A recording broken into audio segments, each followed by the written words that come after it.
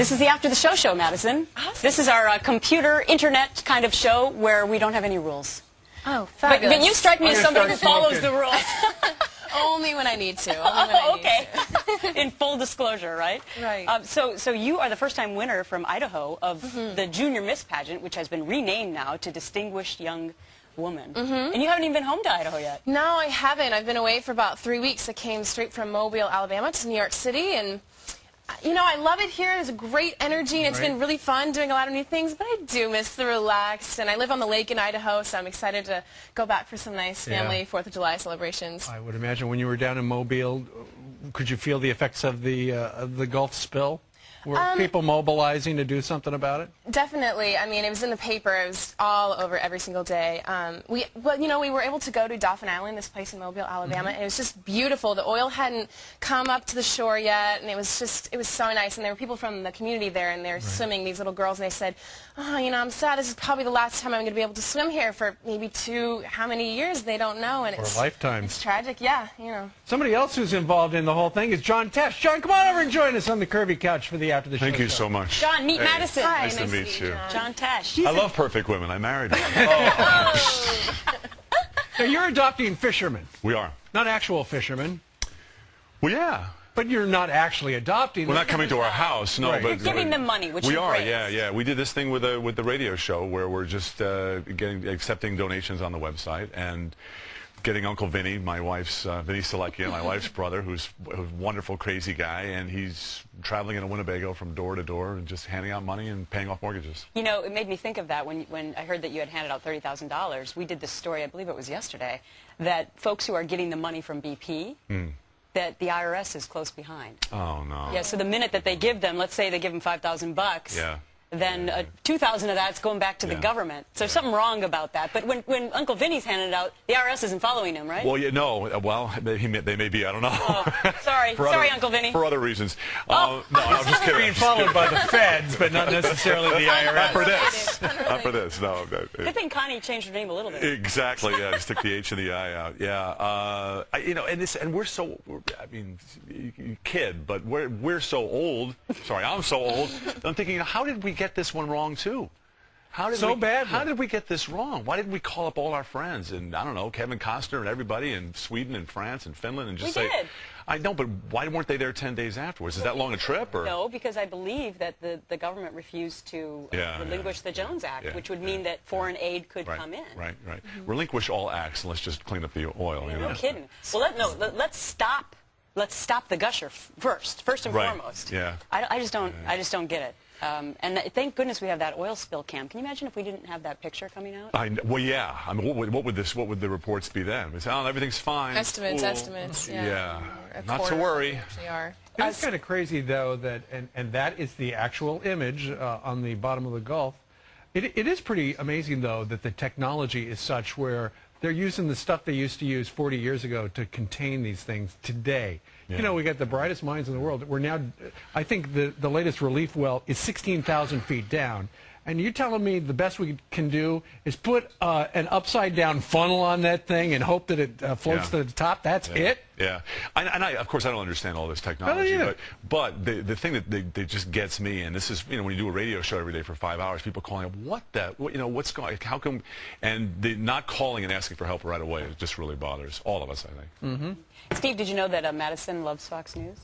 Way to go. It's all I watch. Well, I try to be balanced, you know, and get other sources, but you know, why bother? Yeah, why bother? You know, I Steve. only have so much time in the day. Steve is really good at getting young people jobs on Fox News. Yes, indeed. Would you be interested? Absolutely. If he could adopt you, you'd be in immediately. John was just talking to my son out in the hall, and it's interesting.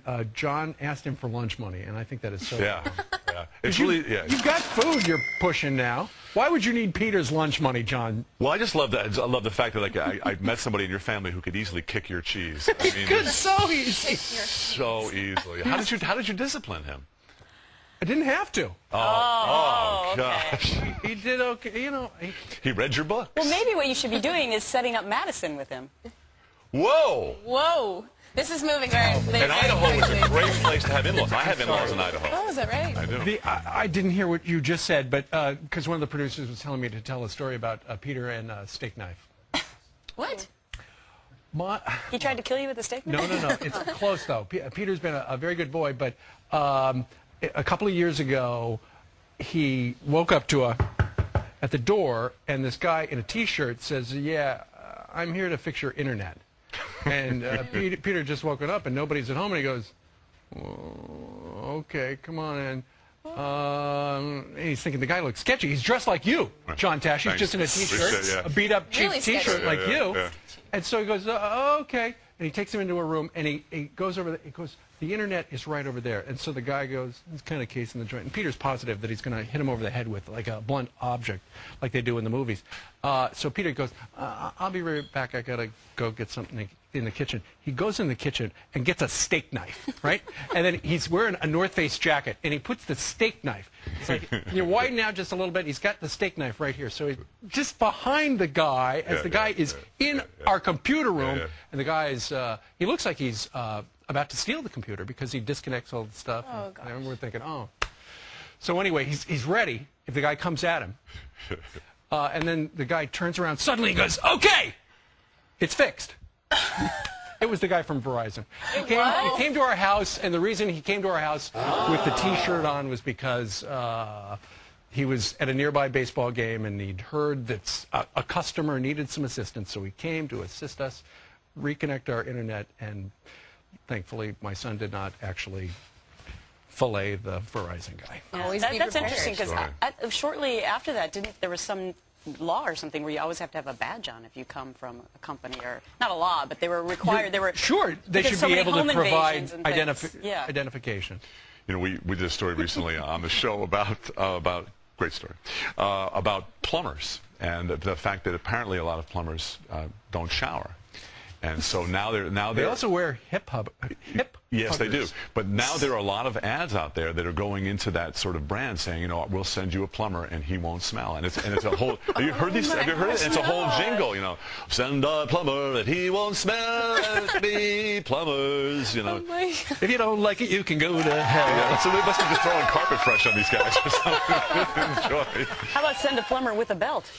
Yeah, send it. Yes. That's the next campaign. Exactly. One step at a time. All right, Madison, so what are you going to do this year? I know you're going to go to Pepperdine University, right? Yes, I am in California. My wife went there. Oh, is that right? You're so lucky. I'm really excited, yeah. Before, when I was applying to schools in cold areas, I said to my parents, you know, it's not important what the weather's like. I'm just studying. And then I got into Pepperdine and went and visited, and I said, it's very important. The weather is very critical. John's from out there. It is the most beautiful campus in the world. For people who have never seen the Pepperdine campus, it looks like Madison.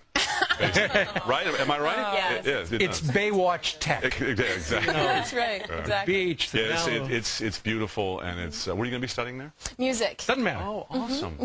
Yeah. And are you going to play? You were on the varsity tennis team. So are you going to play tennis?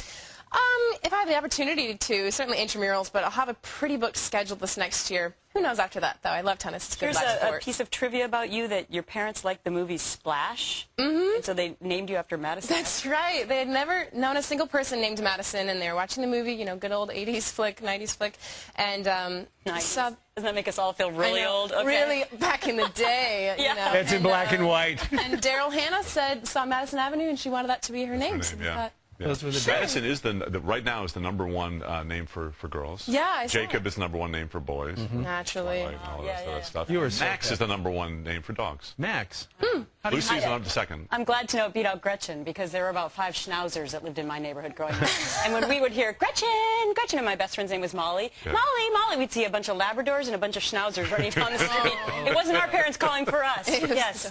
No, you should go over to Madison Avenue and make sure to take a photo before you We leave did. here. We did yesterday, right at Madison Park as well. Oh, that's great. Now, John, before you go, what would you sir. like to plug? Nothing. I just want people to continue to watch the show. If you're watching on the internet, the show that's live is much better than this. Everybody's the right color and that lips match. You don't have to wait for it to John's got all sorts of stuff. He's got fantastic foods for you, healthy foods. He's got a radio empire. He's a relationship expert with his wife, Connie Selica. Go to Tesh.com. Thank you. T-E-S. And you forgot he's a musician. Well, He's on tour this summer, too. You can find out all that on his website. And we're looking for a good singer. So Hey! Did you ever patch things up with Howard Stern, who's across the street? No. All right. Never did. We were friends for the longest time, and then I went on that show. I don't know what possessed me, and the lure of Satan or something.